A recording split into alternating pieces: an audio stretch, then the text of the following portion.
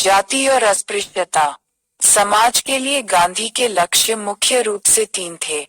अस्पृश्यता का उन्मूलन, जाति व्यवस्था के वर्ण भेद को बनाए रखना और भारत में सहिष्णुता, विनम्रता और धार्मिकता को मजबूत करना। गांधी का मानना कि भारत को पुनर्जीवित करने का एक तरीका अस्पृश्यता का सफाया करना था, जिससे वे लाखों किसानों को उनके सपनों और आकांक्षाओं को साकार करने से रोकने वाली एक हानिकारक प्रथा मानते थे। यह स्वराज के साथ असंगत था। उन्होंने कहा कि यदि कोई शास्त्र छुआछूत को प्रतिपादित करता है तो शास्त्र का परित्याग कर देना चाहिए। हालांकि उन्होंने वर्ण व्यवस्था का समर्थन किया। उनका मानना कि जाति के नियम शाश्वत हैं और सामाजिक समरसता के आधार हैं। गांधी ने जिस भारत की कल्पना की थी, उसमें प्रत्येक गांव को चौगुनी विभाजनों के आसपास संगठित किया जाएगा, जिसमें समाज का प्रत्येक सदस्य अपना कर्तव्य निभाएगा। चूंकि पारस्परिकता की एक पूरी व्यवस्था होगी, गांधी के अनुसार कोई भी स्थिति में अंतर की भावनाओं के अधीन नहीं होगा। बोस एक समाजवादी क्रांति द्वारा परिवर्तित भारत की ओर देख रहे थे, जो अपनी जाति व्यवस्था के साथ पारंपरिक सामाजिक पदानुक्रम को समाप्त कर देगा। इसके स्थान पर एक समतावादी, जातिविहीन और वर्गविहीन समाज आएगा। सुभाष बोस ने सामाजिक असमानता और जाति व्यवस्था को पूरी तरह खारिज कर दिया। उन्होंने अंतरजातीय विवाह के पक्ष में बात की। अपने सार्वजनिक भाषणों में बोस ने अस्पृश्यता के खिलाफ जोरदार ढंग से बात की। वे विवेकानंद से इस विश्वास से प्रेरित थे कि भारत की प्रगति दलितों और तथाकथित अछूतों के उत्थान से ही संभव होगी। महिला।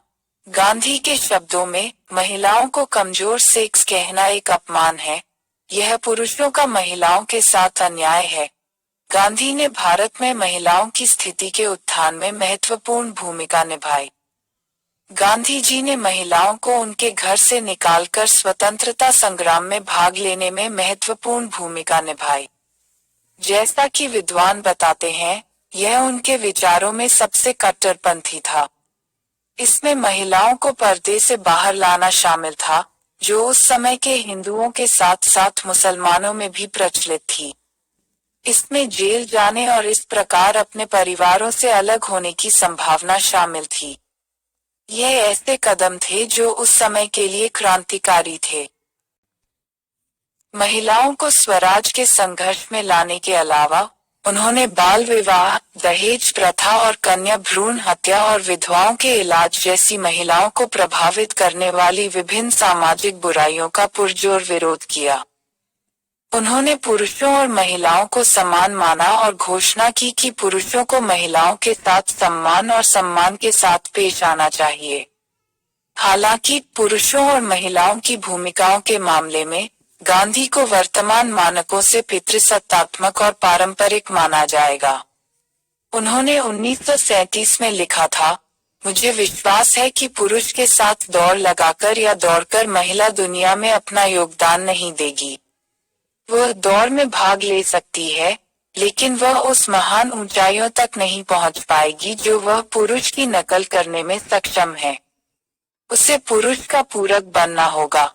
फिर से 1940 में उन्होंने लिखा, जबकि दोनों मौलिक रूप से एक हैं, यह भी समान रूप से सच है कि रूप में दोनों के बीच एक महत्वपूर्ण अंतर है। इसलिए दोनों के व्यवसाय भी अलग अलग होने चाहिए। मातृत्व का उनका कर्तव्य ... उन गुणों की आवश्यकता है जो मनुष्य के पास नहीं है। वह निष्क्रिय है, वह सक्रिय है। वह अनिवार्य रूप से घर की मालकिन है। वह रोटी विजेता है, वह रोटी की रक्षक और वितरक है। वह हर चीज में देखभाल करने वाली है। शब्द की भावना। नस्ल के शिशुओं को पालने की कला उसका विशेष और एकमात्र विशेषाधिकार है। उसकी देखभाल के बिना जाति विलुप्त हो जानी चाहिए। गांधी जी महिलाओं को घर की अधिष्ठात्री देवी मानते थे। घर की देखभाल करना उनका धर्म था। अगर वे धर्म का पालन नहीं करते हैं, तो लोग पूरी तरह से नष्ट हो जाएंगे, गांधी ने कहा। हालांकि गांधी ने यह भी कहा कि धर्म का मतलब पुरुषों द्वारा महिलाओं को संपत्ति के रूप में व्यवहार करने से क्रूर व्यवहार नहीं है। महिलाओं को अपने पति से दुर्व्यवहार बर्दाश्त नहीं करना चाहिए, लेकिन उन्होंने महिलाओं को अपने घरों से बाहर निकलने और अपने शोषणकारी घरेलू वातावरण में अपनी दुर्दशा या सत्याग्रह के खिलाफ व्यक्तिगत या सार्वजनिक आंदोलन शुरू करने के लिए नहीं कहा। उन्होंने 1940 में कहा था कि महिलाओं की घरेलू दास्तां हमारी बर्बरता का प्रतीक है और उन्हें इस इंक्यूबस से मुक्त किया जाना चाहिए। उन्होंने यह भी लिखा, महिलाएं पुरुषों के लिए सुरक्षा की तलाश नहीं कर सकती हैं। उन्हें अपनी ताकत और चरित्र की पवित्रता और भगवान पर भरोसा करना चाहिए, जैसा कि पुरानी द्रौपदी ने किया था। स्पष्ट रूप से उनकी आदर्श महिला, जैसा कि जूडिथ ब्राउन देखती है, थी। वह आधुनिक महिला नहीं है, जो उसके पैदाइशी महिला होने के कारण शारीरिक, सामाजिक और आर्थिक रूप से उस पर लगाए गए प्रतिबंधों से मुक्त है। उन्होंने अपनी आदर्श महिला का प्रतीक सीता की आकृति से खींचा, जिन्होंने राम द्वारा अपने ऊपर किए गए सभी अन्याय को धैर्य और बहादुरी से सहन किया। जूडिथ ब्राउन कहती हैं, गांधी ने नारी के वीरता और स्वतंत्रता के गुणों और दुख सहने की क्षमता का उपदेश दिया था।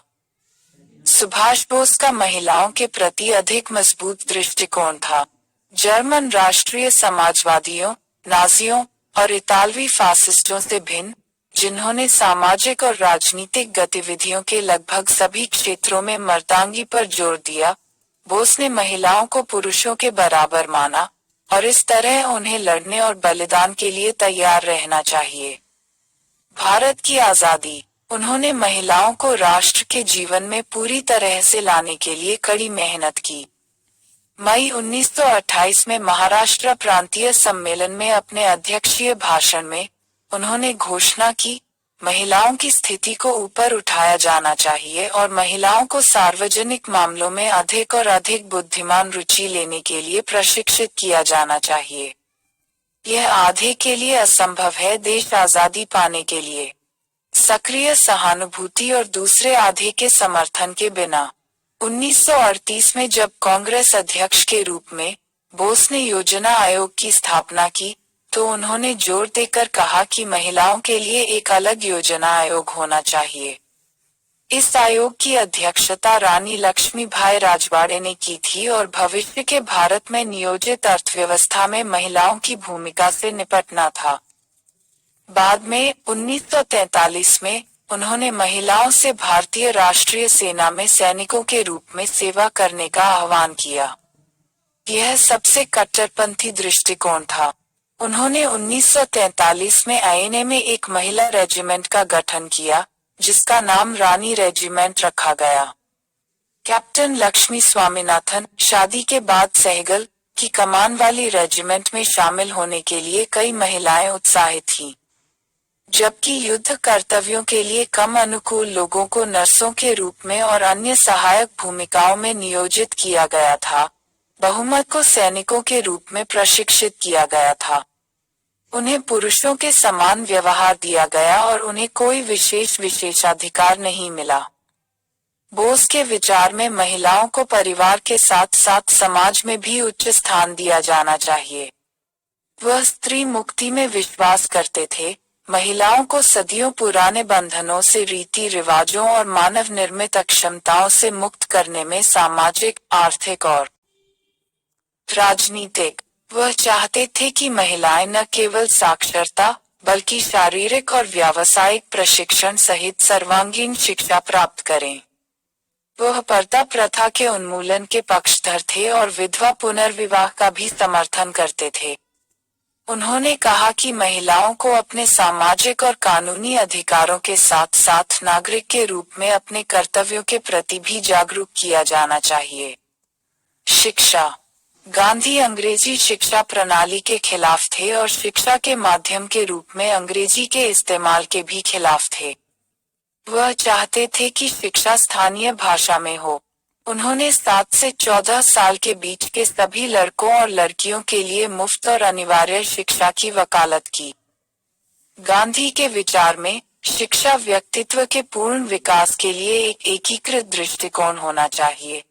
इसमें बौद्धिक और संज्ञानात्मक विकास के साथ साथ शारीरिक प्रशिक्षण और उच्च नैतिक सिद्धांत शामिल होने चाहिए। उन्होंने सीखने और शिक्षा, ज्ञान और ज्ञान, साक्षरता और जीवन के पाठों के बीच अंतर किया। उनके अनुसार साक्षरता अपने आप में कोई शिक्षा नहीं है। गांधी के लिए नैतिकता को शिक्षा का एक हिस्सा होना था।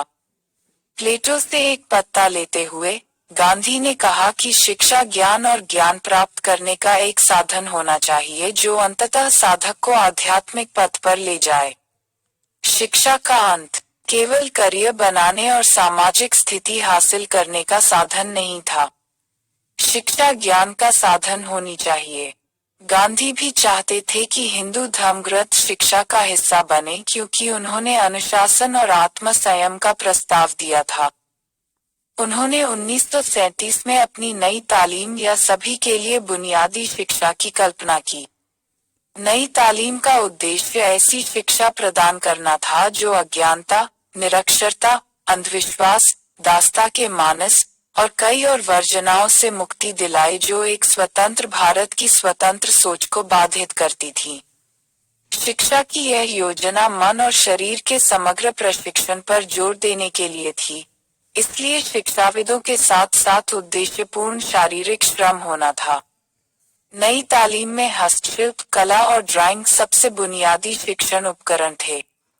जैसा कि गांधी भारतीय गांवों को आत्मनिर्भर इकाई बनाना चाहते थे, उन्होंने व्यावसायिक शिक्षा पर जोर दिया जो उन गांवों में कार्यों को करने में छात्रों की दक्षता को बढ़ाता है और गांव को एक आत्मनिर्भर इकाई बनाता है। सुभाष बोस उच्च शिक्षा के पक्षधर थे, खासकर तकनीकी और वैज्ञानिक क्षेत्रों में, क्योंकि वे एक औद्योगिक भारत चाहते थे। उन्होंने कहा, राष्ट्रीय पुनर्निर्माण विज्ञान और हमारे वैज्ञानिकों की सहायता से ही संभव होगा। वह चाहते थे कि भारतीय छात्रों को एक स्पष्ट और निश्चित योजना के अनुसार प्रशिक्षण के लिए विदेश भेजा जाए ताकि जैसे ही वे घर लौट सकें, वे सीधे नए उद्योगों के निर्माण के लिए आगे बढ़ सकें। द्वितीय विश्व युद्ध और राष्ट्रवादी प्रतिक्रिया। 1 सितंबर 1939 को जर्मनी ने पोलैंड पर उस कार्रवाई पर हमला किया जिसके कारण द्वितीय विश्व युद्ध हुआ। 3 सितंबर 1939 को ब्रिटेन ने जर्मनी के खिलाफ युद्ध की घोषणा की और भारत की ब्रिटिश सरकार ने भारतीय राय से परामर्श किए बिना युद्ध के लिए भारत के समर्थन की घोषणा की। वायसराय को कांग्रेस की पेशकश। हालांकि कांग्रेस को भारतीयों से परामर्श किए बिना भारत को युद्ध में खींचने की अंग्रेजों की एकतरफा कार्रवाई पसंद नहीं आई, लेकिन उसने सशर्त रूप से युद्ध के प्रयास का समर्थन करने का फैसला किया। फासीवाद, नाजीवाद, सैन्यवाद और साम्राज्यवाद के प्रति कांग्रेस की शत्रुता ब्रिटिश रिकॉर्ड से कहीं अधिक सुसंगत थी।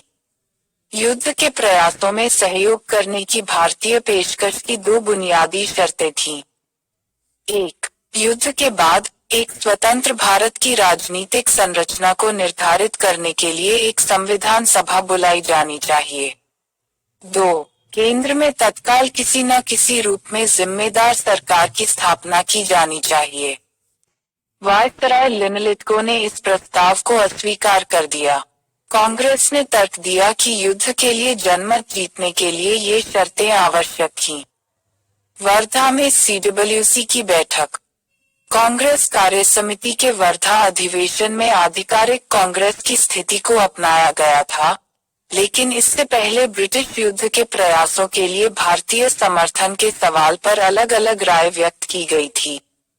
गांधी, जिन्हें इस युद्ध में ब्रिटेन के प्रति पूरी सहानुभूति थी, फासीवादी विचारधारा के प्रति अपनी पूर्ण नापसंदगी के कारण मित्र देशों की शक्तियों को बिना शर्त समर्थन की वकालत की। उन्होंने पश्चिमी यूरोप के लोकतांत्रिक राष्ट्रों और अधिनायकवादी नाजियों और फासीवादियों के बीच स्पष्ट अंतर किया।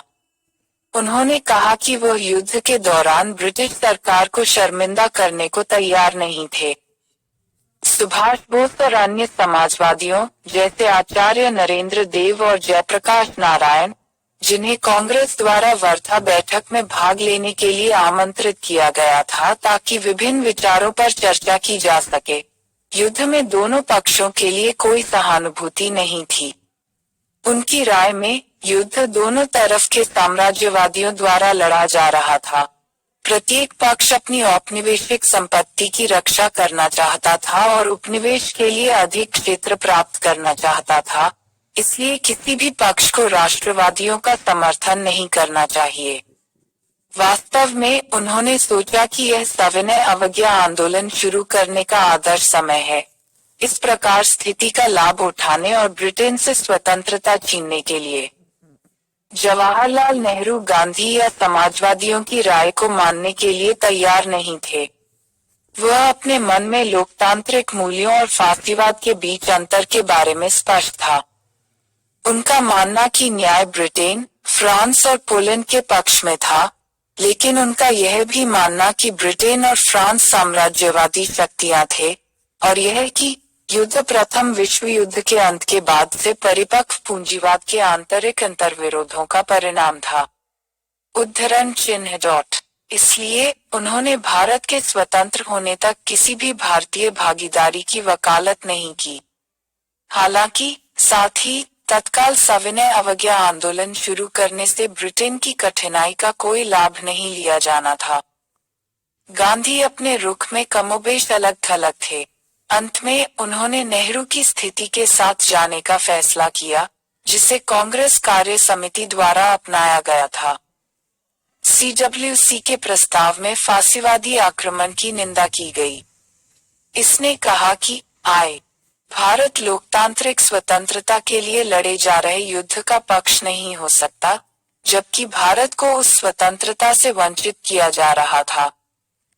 यदि ब्रिटेन लोकतंत्र और स्वतंत्रता के लिए लड़ रहा था, तो इसे अपने उपनिवेशों में साम्राज्यवाद को समाप्त करके और भारत में पूर्ण लोकतंत्र की स्थापना करके साबित किया जाना चाहिए।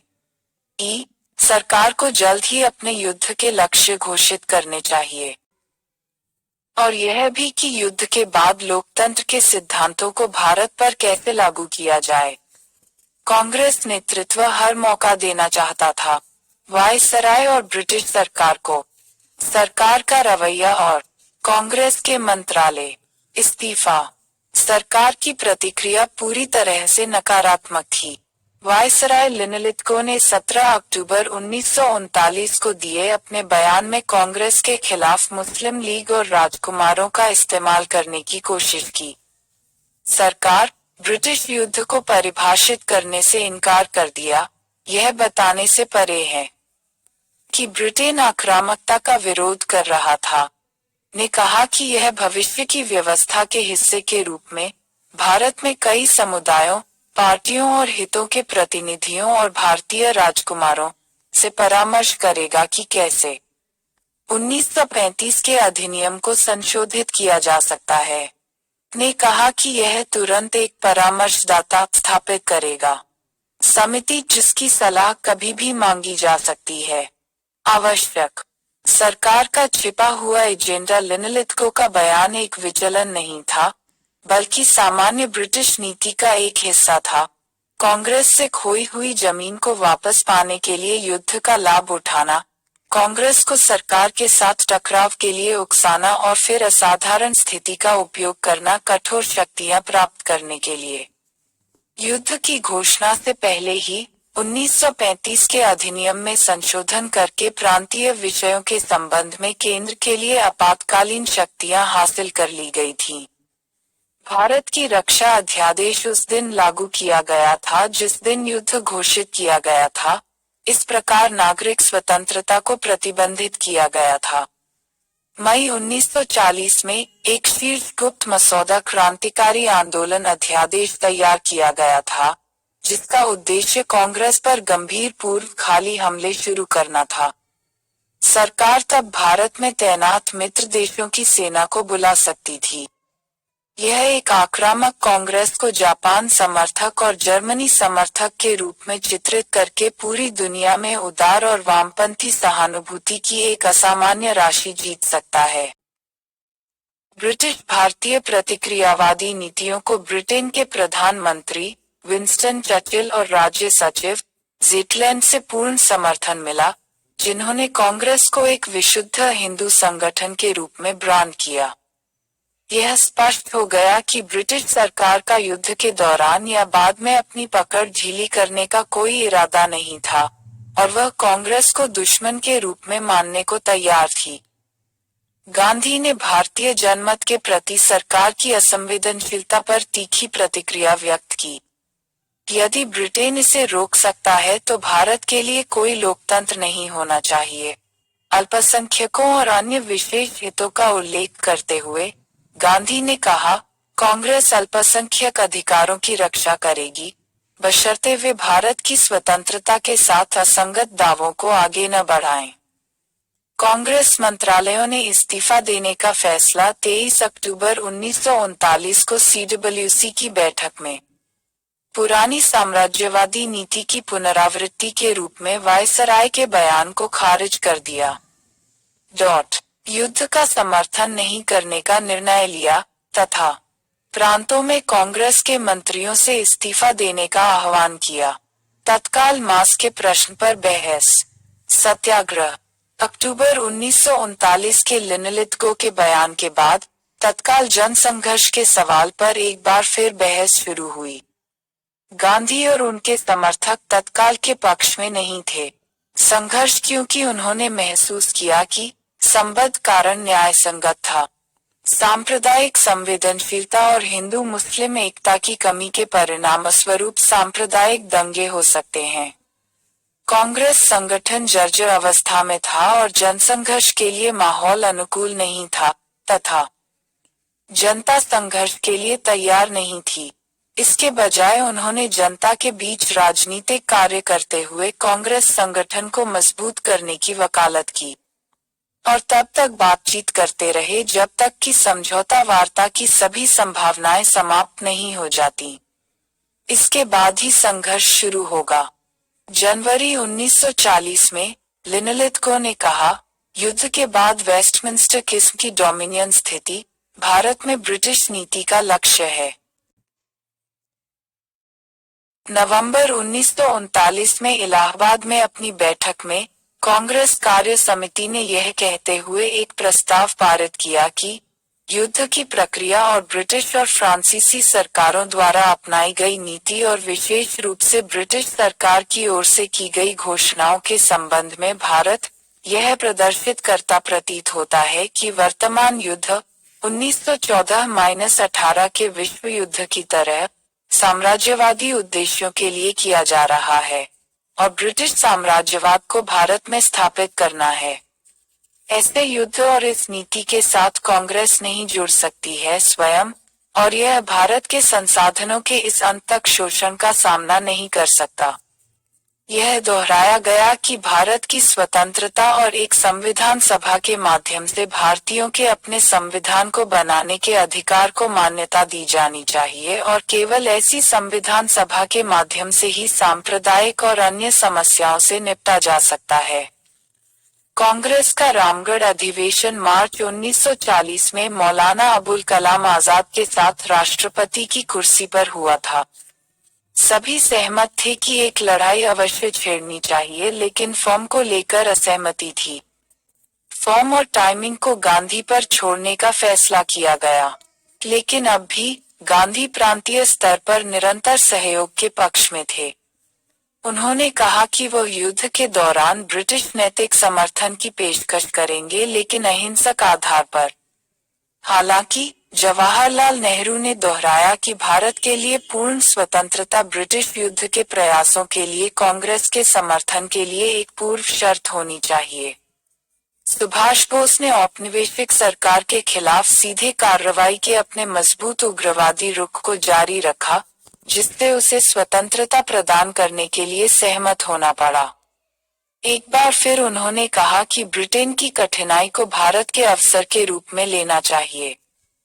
कांग्रेस ने अंततः अधिवेशन में घोषणा की कि भारत के लोग पूर्ण स्वतंत्रता से कम कुछ भी स्वीकार नहीं करेंगे। भारतीय स्वतंत्रता साम्राज्यवादी ढांचे के भीतर प्रभुत्व या किसी अन्य स्थिति के रूप में नहीं हो सकती थी।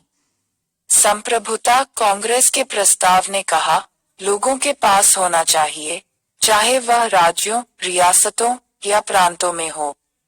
यह भी निर्णय लिया गया कि कांग्रेस संगठन को पर्याप्त रूप से फिट माना जाता है या यदि परिस्थितियां संकट का कारण बनती हैं, तो कांग्रेस सविनय अवज्ञा का सहारा लेगी।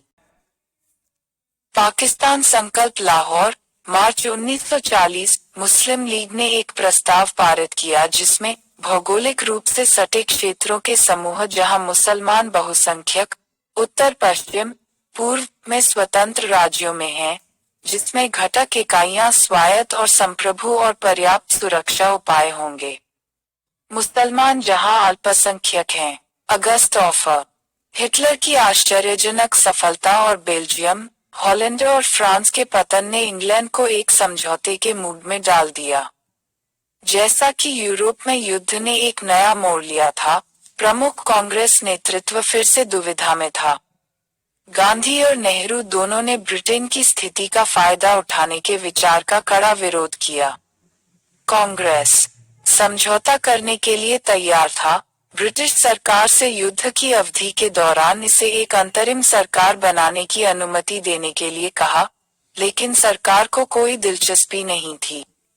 युद्ध के प्रयास में भारत का सहयोग प्राप्त करने के लिए सरकार अपना प्रस्ताव लेकर आई। लिनलिथगो ने घोषणा की। अगस्त प्रस्ताव, अगस्त 1940, जिसने प्रस्तावित किया, भारत के उद्देश्य के रूप में प्रभुत्व की स्थिति, वायसराय की कार्यकारी परिषद का विस्तार जो बहुसंख्यक भारतीय होंगे, जो होंगे प्रमुख राजनीतिक दलों से लिया गया। युद्ध के बाद एक संविधान सभा की स्थापना जहां मुख्य रूप से भारतीय अपनी सामाजिक, आर्थिक और राजनीतिक अवधारणाओं के अनुसार संविधान का फैसला करेंगे। रक्षा, अल्पसंख्यक अधिकारों, राज्यों के साथ संधियों, अखिल भारतीय सेवाओं के संबंध में सरकार के दायित्व को पूरा करने के अधीन, और अल्पसंख्यकों की सहमति के बिना भविष्य का कोई संविधान नहीं अपनाया जाएगा। जवाब। कांग्रेस ने अगस्त प्रस्ताव को अस्वीकार कर दिया। नेहरू ने कहा, डोमिनियन स्टेटस कॉन्सेप्ट एक डोरमिल के रूप में मर चुका है। गांधी ने कहा कि घोषणा ने राष्ट्रवादियों और ब्रिटिश शासकों के बीच की खाई को चौड़ा कर दिया था। मुस्लिम लीग ने लीग को दिए गए वीटो आश्वासन का स्वागत किया और अपनी स्थिति को दोहराया कि विभाजन ही गतिरोध का एकमात्र समाधान था। मूल्यांकन। पहली बार भारतीयों के संविधान निर्माण के अंतर्निहित अधिकार को मान्यता दी गई और संविधान सभा की कांग्रेस की मांग को मान लिया गया। डोमिनियन स्टेटस को स्पष्ट रूप से पेश किया गया था। जुलाई 1941 में वायसराय की कार्यकारी परिषद का विस्तार करके भारतीयों को पहली बार 12 में से 8 का बहुमत दिया गया, लेकिन ब्रिटिश रक्षा, वित्त और घर के प्रभारी बने रहे। इसके अलावा एक राष्ट्रीय रक्षा परिषद की स्थापना विशुद्ध रूप से सलाहकार कार्यों के साथ की गई थी। व्यक्तिगत सत्याग्रह। सरकार ने अडिग रुख अपना लिया था कि जब तक कांग्रेस मुस्लिम नेताओं के साथ समझौता नहीं करती, तब तक कोई संवैधानिक प्रगति नहीं की जा सकती। इसने अध्यादेश के बाद भाषण और प्रेस की स्वतंत्रता और संघों को व्यवस्थित करने के अधिकार को छीन लिया। 1940 के अंत में कांग्रेस ने एक बार फिर गांधी को कमान संभालने के लिए कहा। गांधी ने अब ऐसे कदम उठाने शुरू कर दिए जो उनके व्यापक रणनीतिक परिप्रेक्ष्य में एक जन संघर्ष को जन्म देंगे। उन्होंने प्रत्येक इलाके में कुछ चुने हुए व्यक्तियों द्वारा व्यक्तिगत आधार पर एक सीमित सत्याग्रह शुरू करने का फैसला किया। व्यक्तिगत सत्याग्रह शुरू करने के उद्देश्य थे: यह दिखाना कि राष्ट्रवादी धैर्य कमजोरी के कारण नहीं था, लोगों की भावनाओं को व्यक्त करने के लिए कि उन्हें युद्ध में कोई दिलचस्पी नहीं थी और उन्होंने नाजीवाद और भारत पर शासन करने वाली दोहरी निरंकुशता के बीच कोई अंतर नहीं किया, और सरकार को कांग्रेस की मांगों को शांतिपूर्वक स्वीकार करने का एक और अवसर देना। सत्याग्रही की मांग युद्ध विरोधी घोषणा के माध्यम से युद्ध के खिलाफ बोलने की स्वतंत्रता होगी। यदि सरकार सत्याग्रही को गिरफ्तार नहीं करती, तो वह जून 1941 जर्मनी ने रूस पर हमला किया और रूस को युद्ध में घसीटा गया। दिसंबर 1941 जापान ने पर्ल हार्बर पर हमला किया। मार्च 1942 लगभग पूरे दक्षिण पूर्व एशिया पर कब्जा करने के बाद जापान ने रंगून पर कब्जा कर लिया। न केवल इसे दोहराएं बल्कि गांवों में चले जाएं और दिल्ली की ओर एक मार्च शुरू करें। इस प्रकार एक आंदोलन की शुरुआत हुई जिसे दिल्ली चलो आंदोलन के रूप में जाना जाने लगा। विनोबा भावे ने सबसे पहले सत्याग्रह की पेशकश की थी। नेहरू द्वितीय मई 1941 तक 25,000 लोगों को किया गया था। व्यक्तिगत सविनय अवज्ञा के लिए दोषी ठहराया गया। गांधी ने नेहरू को अपना नाम दिया। उत्तराधिकारी दिसंबर 1941 में जापान की आक्रामक कार्रवाइयों के बीच रिहा हुए कांग्रेसी नेता भारतीय क्षेत्र की रक्षा करने और मित्र राष्ट्रों की सहायता के लिए जाने के लिए उत्सुक थे। CWC ने गांधी और नेहरू की आपत्तियों को खारिज कर दिया और भारत की रक्षा में सरकार के साथ सहयोग करने का प्रस्ताव पारित किया। यदि आए युद्ध के बाद पूर्ण स्वतंत्रता दी गई और सत्ता का सार तुरंत स्थानांतरित कर दिया गया। यह इस समय था कि गांधी ने नेहरू को अपना नामित किया था। उत्तराधिकारी चुना। नेहरू और गांधी आधुनिकता, धर्म, ईश्वर, राज्य और औद्योगिकरण के प्रति स्वभाव और दृष्टिकोण में भिन्न थे। नेहरू धर्म के प्रति उदासीन थे, गांधी ईश्वर के अपने संस्करण में गहराई से विश्वास करते थे। नेहरू का मानना कि औद्योगिकरण ही भारत की तीव्र और व्यापक गरीबी का एकमात्र समाधान है, जबकि गांधी ने ग्रामीण अर्थव्यवस्था को पुनर्जीवित करने का आह्वान किया। नेहरू समाज को ऊपर उठाने और सुधारने के लिए आधुनिक राज्य की शक्तियों में विश्वास करते थे, जबकि गांधी को राज्य की शक्ति पर संदेह था। इसके बजाय व्यक्तियों और समुदायों की अंतरात्मा और इच्छा पर भरोसा था। इतने सारे मतभेद होने के बावजूद नेहरू गांधी का सम्मान करते थे और गांधी बदले में अपने बेटों की तुलना में नेहरू में अधिक विश्वास करते थे। शिक्षक और शिष्य दोनों में मौलिक समानताएं थी। एक समावेशी अर्थ में देशभक्ति, यानी उन्होंने एक विशेष जाति, भाषा, क्षेत्र या धर्म के बजाय संपूर्ण भारत के साथ पहचान की। दोनों अहिंसा और सरकार के लोकतांत्रिक स्वरूप में विश्वास करते थे। राजमोहन गांधी ने अपनी पुस्तक द गुड बोटमैन में लिखा है कि गांधी ने नेहरू को विकल्पों के लिए पसंद किया क्योंकि उन्होंने सबसे विश्वसनीय रूप से भारत के बहुलवादी, समावेशी विचार को प्रतिबिंबित किया जिसके लिए महात्मा स्वयं खड़े थे। विकल्प पटेल, राजाजी, आजाद, कृपलानी, राजेंद्र प्रसाद के कुछ हद तक वर्गीय हित और संबद्धताएं थीं। लेकिन नेहरू एक हिंदू थे जिस पर मुसलमानों का भरोसा किया जा सकता था, एक उत्तर भारतीय जिसे दक्षिण भारत में सम्मान दिया जाता था, और एक ऐसा पुरुष जिसकी महिलाओं द्वारा प्रशंसा की जाती थी। गांधी की तरह नेहरू वास्तव में एक अखिल भारतीय नेता थे, जिन्होंने भारतीयों को यह आशा दी कि वे एक अधिक समृद्ध और शांतिपूर्ण समाज का निर्माण कर सकते हैं। Cripps mission. मार्च 1942 में स्टैफोर्ड क्रिप्स की अध्यक्षता में एक मिशन को युद्ध के लिए भारतीय समर्थन प्राप्त करने के लिए संवैधानिक प्रस्तावों के साथ भारत भेजा गया था। स्टैफोर्ड क्रिप्स एक वामपंथी मजदूर, हाउस ऑफ कॉमन्स के नेता और ब्रिटिश युद्ध मंत्रिमंडल के सदस्य थे जिन्होंने सक्रिय रूप से भारतीय राष्ट्रीय आंदोलन का समर्थन किया था। क्रिप्स मिशन क्यों भेजा गया था? दक्षिण में ब्रिटेन द्वारा झेली गई पराजय के कारण। पूर्वी एशिया, भारत पर आक्रमण करने के लिए जापानी खतरा अब वास्तविक लग रहा था और भारतीय समर्थन महत्वपूर्ण हो गया। ब्रिटेन पर मित्र राष्ट्रों का दबाव था, यूएसए, यूएसएसआर, चीन, भारतीय सहयोग की मांग करने के लिए। भारतीय राष्ट्रवादी मित्र राष्ट्रों का समर्थन करने के लिए सहमत हो गए थे। कारण अगर पर्याप्त शक्ति तुरंत स्थानांतरित कर दी गई और युद्ध के बाद पूर्ण स्वतंत्रता दी गई। मुख्य प्रस्ताव। मिशन के मुख्य प्रस्ताव इस प्रकार थे। 1. प्रभुत्व की स्थिति के साथ एक भारतीय संघ की स्थापना की जाएगी। यह राष्ट्रमंडल के साथ अपने संबंधों को तय करने के लिए स्वतंत्र होगा और संयुक्त राष्ट्र और अन्य अंतर्राष्ट्रीय निकायों में भाग लेने के लिए स्वतंत्र होगा। 2. युद्ध की समाप्ति के बाद एक नया संविधान बनाने के लिए एक संविधान सभा बुलाई जाएगी। इस विधानसभा के सदस्य आंशिक रूप से प्रांतीय विधानसभाओं द्वारा आनुपातिक प्रतिनिधित्व के माध्यम से चुने जाएंगे और आंशिक रूप से राजकुमारों द्वारा नामित किए जाएंगे। 3. ब्रिटिश सरकार नए को स्वीकार करेगी। संविधान 2 शर्तों के अधीन है।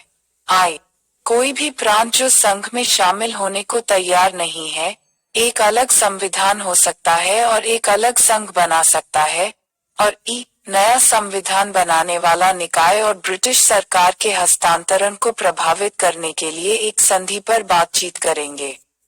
शक्ति और नस्लीय और धार्मिक अल्पसंख्यकों की रक्षा करने के लिए। 4. इस बीच भारत की रक्षा ब्रिटिश हाथों में रहेगी और गवर्नर जनरल की शक्तियां बरकरार रहेंगी। अतीत से प्रस्थान और निहितार्थ प्रस्ताव अतीत में पेश किए गए प्रस्तावों से कई मायनों में भिन्न हैं। संविधान का निर्माण अब पूरी तरह से भारतीय हाथों में होना था और भारतीय हाथों में मुख्य रूप से नहीं, जैसा कि अगस्त प्रस्ताव में निहित है। संविधान सभा के लिए एक ठोस योजना प्रदान की गई थी। भारत के विभाजन के लिए एक अलग संविधान, एक खाका रखने के लिए किसी भी प्रांत के लिए विकल्प उपलब्ध था। स्वतंत्र भारत राष्ट्रमंडल से हट सकता है। भारतीयों को प्रशासन में एक बड़े हिस्से की अनुमति थी। अंतरिम अवधि में क्रिप्स मिशन क्यों विफल हुआ? क्रिप्स मिशन के प्रस्ताव भारतीय राष्ट्रवादियों को संतुष्ट करने में विफल रहे और अमेरिका और चीनियों के उपभोग के लिए केवल एक प्रचार उपकरण बन गए। विभिन्न बिंदुओं पर प्रस्तावों पर विभिन्न दलों और समूहों को आपत्ति थी। कांग्रेस ने आपत्ति की।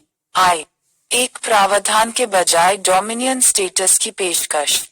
पूर्ण स्वतंत्रता के लिए रियासतों का प्रतिनिधित्व नामांकित व्यक्तियों द्वारा किया जाता है, न कि निर्वाचित प्रतिनिधियों द्वारा।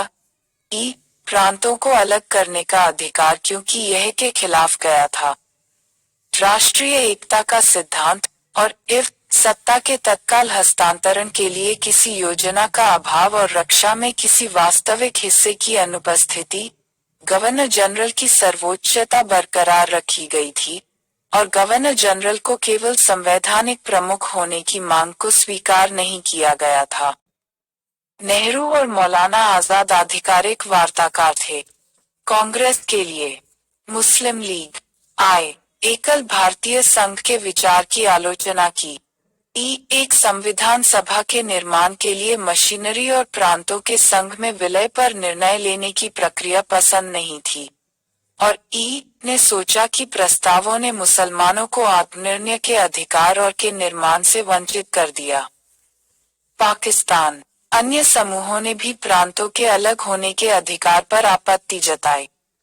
उदारवादियों ने अलगाव के प्रस्तावों को भारत की एकता और सुरक्षा के खिलाफ माना।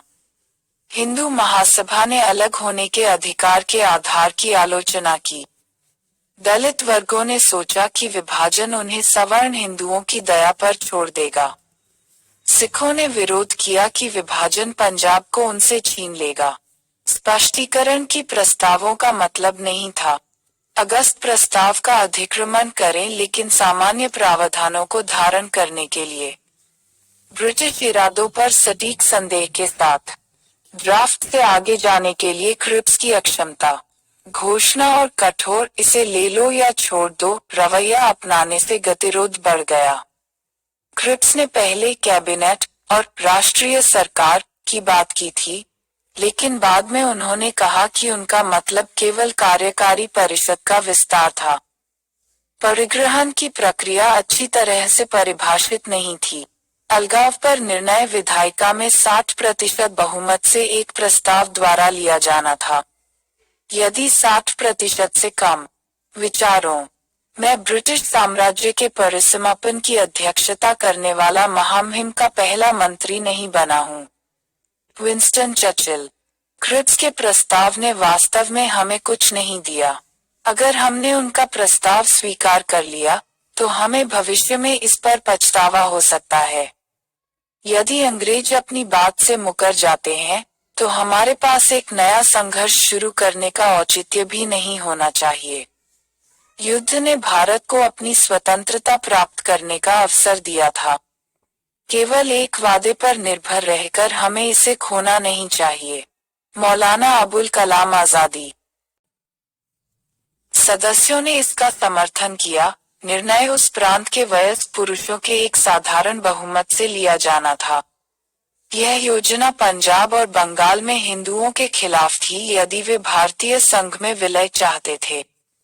यह स्पष्ट नहीं था कि कौन लागू करेगा और सत्ता के हस्तांतरण को प्रभावित करने वाली संधि की व्याख्या कीजिए। चर्चिल, ब्रिटिश प्रधानमंत्री, अमेरी राज्य सचिव, लिनलिथगो, वायसराय और वार्ड, कमांडर इन चीफ, ने लगातार क्रिप्स के प्रयासों को टारपीडो किया। वायसराय के वीटो के सवाल पर बातचीत टूट गई। गांधी ने इस योजना को एक उत्तर दिनांकित चेक के रूप में वर्णित किया। नेहरू ने बताया कि मौजूदा संरचना और निरंकुश शक्तियां बनी रहेंगी और हम में से कुछ वायसराय के जिगरी शिविर अनुयायी बन जाएंगे और कैंटीन और इसी तरह की देखभाल करेंगे। स्टैफोर्ड क्रिप्स एक निराश और चिड़चिड़े भारतीय लोगों को पीछे छोड़ते हुए घर लौट आए, जो अभी भी सहानुभूति रखते थे। फांसीवादी आक्रमण के शिकार लोगों के साथ महसूस किया कि मौजूदा देश में स्थिति असहनीय हो गई थी और साम्राज्यवाद पर अंतिम हमले का समय आ गया था। सारांश। द्वितीय विश्व युद्ध पर कांग्रेस का स्टैंड।